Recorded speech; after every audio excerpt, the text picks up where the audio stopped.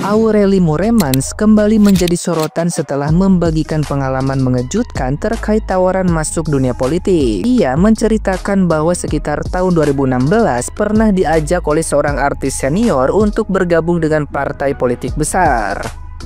Tawaran itu datang dengan iming-iming bayaran ratusan juta rupiah per bulan serta tugas ringan yang hanya sebatas mengikuti arahan pimpinan. Aureli merasa aneh karena perannya seolah hanya dijadikan boneka politik untuk meramaikan acara dan berbicara sesuai teks yang disiapkan.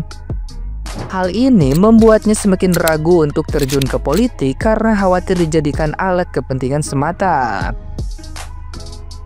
Yang lebih mengejutkan, Aureli juga ditawari jalan pintas dalam dunia pendidikan. Meski belum memiliki gelar sarjana karena sibuk syuting, ia justru dijanjikan bisa langsung melanjutkan ke jenjang S2 tanpa melalui proses S1.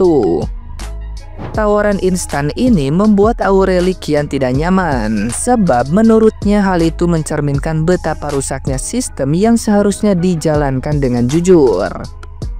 Ceritanya langsung menuai komentar pedas dari netizen yang budiman. Ada yang menyindir fenomena artis lain yang mendadak bergelar tinggi. Ada pula yang mengecam sikap partai yang meremehkan pendidikan. Bahkan ada yang mendesak Aureli untuk membongkar nama partai yang menawarinya, sambil menilai kasus ini membuktikan bahwa sistem politik dan pendidikan di Indonesia benar-benar bermasalah. Lihat berita yang sekarang tuh bikin aku bersyukur banget, selalu tolak-tolakin setiap aku ditawarin masuk partai atau politik apapun.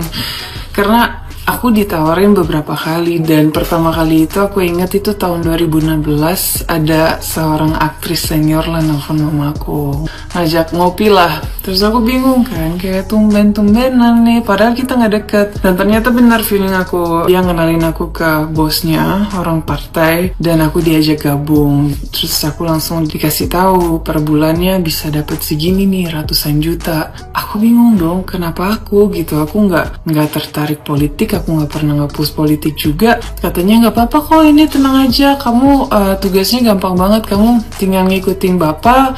Terus ya bikin rame aja kalau ada acara, dan kalau misalnya kamu harus ngomong sama warga, nanti kita kasih tahu kok harus ngomong apa. Kamu udah biasa dong ngafalin teks, kan kamu artis ya. Aku kayak boneka doang dong dikasih skrip, aku nggak mau dong. Akhirnya aku tolak. Terus beberapa kali lah ditawarin lagi sama orang-orang yang berbeda ya. Terus yang terakhir tuh paling gong, jadi aku ditawarin lagi, aku bilang lagi aku nggak tertarik, aku juga nggak ngerti-ngerti banget politik. Dan orangnya bilang kenapa, semuanya itu politik gitu, dan kamu bisa 5 bahasa itu bisa kepake banget, apalagi kalau meeting sama orang dari luar negeri. Aku bilang aku ngerti sih, tapi aku tuh dari dulu kan syuting terus ya, dan aku nggak sempet kuliah. Malu kalau misalnya orang tahu, dan katanya enggak kok, banyak yang nggak kuliah tapi berhasil aja di sini. Dan aku tetap nggak mau, dan akhirnya dia bilang sebenarnya kalau kamu mau kuliah bisa kok diatur, nanti kamu langsung S2 aja, nanti yang S1-nya udahlah kamu ikutin arahan aku aja, nanti kita bikin singkat aja, nanti kamu fokus ke S2 aja biar keren. Emang bisa ya kayak gitu ya? Aku mikir dong, kuliah aja bisa nggak ikut aturan gitu, apalagi yang lain. Jadi ya dari pengalaman aku aja nih, udah jelas banget ada masalah besar di sistem, dan ya harus diubah. Tapi karena belum tahu kapan akan diubah, ya harapan aku untuk public figure atau sebenarnya siapa aja sih yang mendapatkan penawaran seperti aku dulu, kalau misalnya memang mau diterima, jangan diterima cuma karena uangnya cocok, karena gede banget. Tapi harusnya karena memang kamu bisa ngasih sesuatu untuk bikin Indonesia lebih baik lagi gitu. Karena kalau enggak ya lihat aja sekarang Indonesia kayak gimana. Nah, gimana nih menurut netizen yang terhormat? Silahkan berkomentar ya. Gue bener-bener shock banget pas nonton ini, karena Aureli Mooremans tuh pernah ditawarin untuk masuk ke salah satu partai yang ada di DPR dan ditawarin ratusan juta. Kebayang gak sih? But thank you so much for Kak Aureli karena udah speak up tentang hal ini. You're so bold for being dishonest, Kak. Nah, di videonya tuh dia bilang dia tuh ditawarin berkali-kali buat masuk ke salah satu partai, bahkan beberapa partai di DPR, tapi dia tetap nolak karena dia sadar kalau misalnya dia belum kuliah. Sebenarnya ini tuh hal kecil yang gak semua orang bisa lakuin. After gue nonton video ini, yang bikin makin miris adalah mereka nyepelein pendidikan. Mereka bilang kalau misalnya Aureli bisa aja S1 secara gampang dan S2 biar keren. Emang buat jadi Dewan Perwakilan Rakyat tuh cuma modal keren doang? Ya udah S1 sekolah, S2 ya udah biar keren doang? Enggak. Gue sebagai rakyat biasa mati-matian buat ngejar pendidikan. Sedangkan mereka ijazah bisa diatur, gaji ratusan juta. Terus mereka nyepelein kalau misalnya acara-acara DPR itu ya tinggal ngeramein aja. Wah, ini jujur aja ya, gue baru lulus kuliah dan bagi gue ngejar gelar S1 tuh susah banget. Wah, gue bener-bener speechless. Gue jadi ngerasa kalau misalnya jabatan sepenting itu tuh ya jadi main-main gara-gara mereka. Perwakilan rakyat yang dipilih datang dari dunia entertainment, bukan emang datang dari orang-orang yang passionate di bidang politik. Yang menurut gue negara ini gak akan maju kalau misalnya emang yang memegang kekuasaan sesembrono ini. Kan nggak usah pada keterlaluan kalian ya, pada menghujat DPR, ya pada menjelek-jelekan DPR, seolah-olah DPR itu nggak ada perjuangannya untuk kita, nggak ada kinerjanya untuk kita. Asal kalian tahu aja, banyak ya perjuangan DPR untuk kita itu. Ya, salah satunya nih ku sebut ya. Apa ya? Salah satu itu gue ingat dulu. Apa ya? Ada yang tahu nggak? Jelas gue gak setuju loh kalau ada yang bilang di DPR itu banyak tikusnya.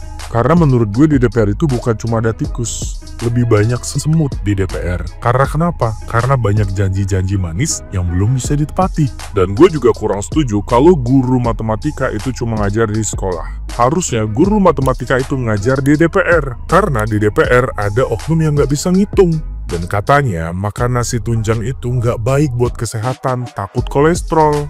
Tapi kalau makan tunjangan itu baik untuk kesehatan. Tanya deh orang DPR. Dan gue kurang setuju kalau kalian bagi-bagi makanan di jalanan karena ngelihat orang kelaparan. Harusnya kalian bagi-bagi makanan di DPR karena di DPR banyak yang kelaparan. Lapar dan haus lebih tepatnya. Punten, terima kasih, selamat malam, assalamualaikum. Giliran pengen dipilih, kampanye, personal branding, akan begini begitu menjanjikan macam-macam sama rakyatnya. Giliran sekarang sudah jadi, sudah di atas, tidak peduli dengan suara rakyat. Arogan, ngata-ngatain tolol, terus kemudian anti kritik, rakyat mau ngeritik susah, malah ada korban driver ojol. Gimana, kayak gimana? Anda yang duduk di DPR itu tahu nggak gajinya dari mana? Dari kami yang bayar pajak, ya. Kenapa kami mau gaji? Ya karena harapannya supaya mendengarkan aspirasi dari rakyat, mewakili rakyat. Bukan malah kemudian ketika ada yang ingin menyampaikan aspirasi, datang ke gedung DPR, demo, kemudian menghindari, sembunyi, terus kemudian kerja dari rumah, dan akhirnya begitu rakyat itu marah, kemudian mulai tidak sabar sampai jatuh korban. Anda bagaimana tanggung jawabnya? Ini negara demokrasi loh bos, setiap orang berhak menyampaikan pendapatnya, ya kan? Dan lagian tadinya kan biasa aja, rakyat pengen menemui wakilnya di gedung DPR RI tapi malah dihindari, tidak ketemu, tidak ditemui, malah entah kemana, malah bikin acara apa, malah kerja dari rumah. Yang bikin nyesek sampai akhirnya ada korban driver ojol. Jangan kalau lagi mau nyalon aja jadi anggota DPR RI, Anda personal branding akan begini, nanti akan begini, gaji saya akan begini, tunjangan saya akan begini. Jangan pas lagi kampanye aja omong-omong aja seperti itu. Buktikan bahwa apa yang sudah kami keluarkan untuk membayar Anda di DPR itu ada manfaatnya, bukan seperti ini. Parah sih, gaji tunjangan minta naik dan dibayar oleh pajak dari rakyat, tapi seperti tidak ada fungsinya gitu loh. Ini bisa diam nggak? Gue pusing. Coba sini tolong warga Markibah gue. Mari kita kumpulkan, rapatkan barisannya untuk memberikan apa? Untuk memberikan kepahaman kepada setan-setan yang lagi berkeliaran, tau nggak lo? Kayak maksud gue, kita ini kan dari awal demo buat apa? Hayo, jangan pada turun demo tapi nggak tahu apa-apa ya. Setan, kita demo karena apa? Tunjangan, oke? Tunjangan yang nggak masuk akal. Dan statement-statement dari para anggota dewan sialan, oke? Jangan tiba-tiba sekarang lo jadi ngejarah dan kampung. Kita ini urusannya sama DPR, bukan sesama rakyat. Indis ekonomi terus lo mau ngapain? Lo mau ngejarah, lo mau miskinin rakyat, hah? Udah tau kita lagi sama-sama susah, terus lo ngejarah. Siapa yang perintahin lo? Siapa? Udah kita dibikin bentrok sama aparat, terus sekarang lo mau ngejarah, mau bikin apa ya? Bikin rakyat melarat, hah? Dan bikin gue nyap-nyap ya. Gue udah dapet infonya sebenarnya dari kapan? Dari tadi siang, tau gak lo?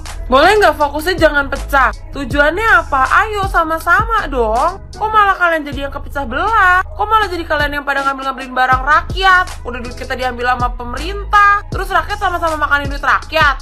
Yang bener-bener aja dong. Aduh. Terus apa bedanya kita sama mereka? Sama aja. Jangan dong. Kayak maksud gue tuh, kita ini kan lagi berjuang sama-sama ya. Jadi jangan saling serang sesama. Fokusnya balik lagi yuk, boleh yuk ke melawan DPR sialan ini yuk. Jangan mau dipecah belah. Gue tahu banget nih banyak banget provokatornya kan, sampai akhirnya banyak banget yang ngerusakin fasilitas umum. Kayak maksud gue, ayolah, kita bisa kok tanpa harus, aduh ya Allah sampai gak bisa ngomong gue. Boleh ya, kita balik lagi fokus ya. Yang kita lawan siapa teman-teman? Ya benar, Sahroni and the gang, Puan and the gang, bukan sesama rakyat. Tolong, ayo fokus yuk. Mungkin gue emang gak bisa turun ke jalan karena gue punya sumpah profesi, karena gue udah etik dan segala macem. Gue cuma bisa backup dari belakang. Tapi kayak gue mau teman-teman online gue juga pada pinter. Jangan mudah terprovokasi, jangan gampang dibayar. Please, kita boleh kok marah sama aparat yang kemarin melakukan tindakan kekerasan terhadap ojol yang sampai akhirnya menindas dan merebut nyawanya. Cuma kayak maksud gue, boleh nggak kita balik fokus lagi? Kalau yang kita lawan itu siapa? Betul, DPR-nya. Gue yakin banget teman-teman online gue udah pada pinter-pinter. So please, ayo kita terusin. Jangan sampai ke distract sama apapun ya teman-teman. Tetap justice untuk Afan, dan semoga keluarganya diberikan ketabahan dan almarhum dapat tempat yang baik di sisinya. Tapi ayo kita kembali lagi, kita harus fokus siapa yang kita lawan. Segitu dulu aja, kalau ketemu lagi teman-teman. Love you.